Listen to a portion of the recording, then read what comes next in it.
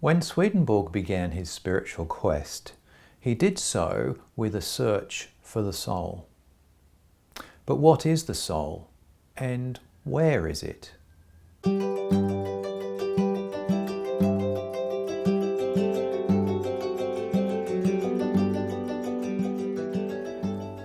Reading chapter 23, I thought today we'd look at some of Swedenborg's significant threes, because there's one hidden in the first couple of paragraphs. In paragraph 201 he writes, "It makes no difference whether you say being in the form of heaven or in the order of heaven, since the form of anything is from its order and in accordance with its order." And then in the following paragraph he writes, "Man has been created into the image of heaven and into the image of the world. Whether you say into the image or in accordance with the form, it is the same thing." And that sets up our threes of order, form, and image.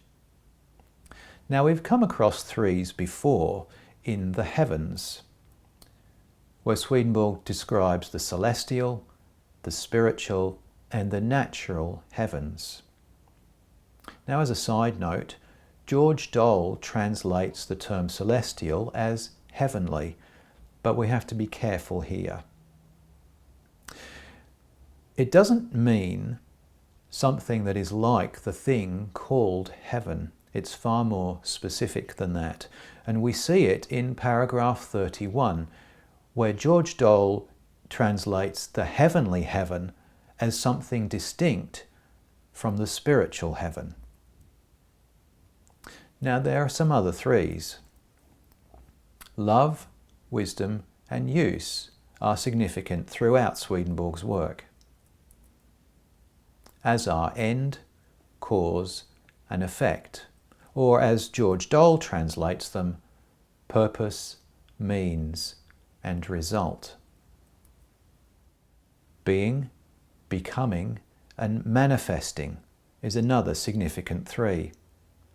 And these all relate to the divine Trinity of Father, Son, and Holy Spirit. And we are also a Trinity of a kind. We are will and understanding and action, and soul, mind, and body. Now when we bring these all together, we begin to see the whole picture. The first is the deepest level of existence. In itself it is unknowable, intangible, just as the soul is undiscoverable in the body, and it is said in the Bible, the Father cannot be known without the Son. It centers on love as the driving force, the purpose, and the motivation behind all that is. The second level is focused on wisdom or truth. It is the means or cause which is activated by the center. Here we find the Word through whom everything was created, as it's related in John's Gospel. Finally, love finds its manifestation through wisdom in use, action, and effect. And this completes the picture and grounds it and gives it some reality. Now, none of these levels are genuinely possible without the other two. So, for example, wisdom in action without love is harsh, judgmental, and uncaring. Love in action without wisdom is stupid and misguided.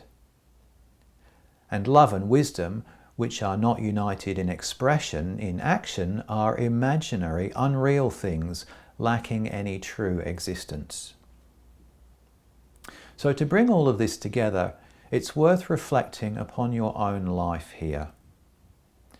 How do love and wisdom find expression in your life? Have you ever acted without love? Have you ever acted hastily without proper thought? Or have there been times when you have hesitated or refused to act? And what has been the end result of those decisions? Now, I realise this is all highly personal, but you're welcome to share any insights you've gained, if you wish, with us in the reflections in the comments below. As always, you're welcome to read ahead or read along with us if you prefer. You may have questions you'd like to put in the comments. Enjoy the journey.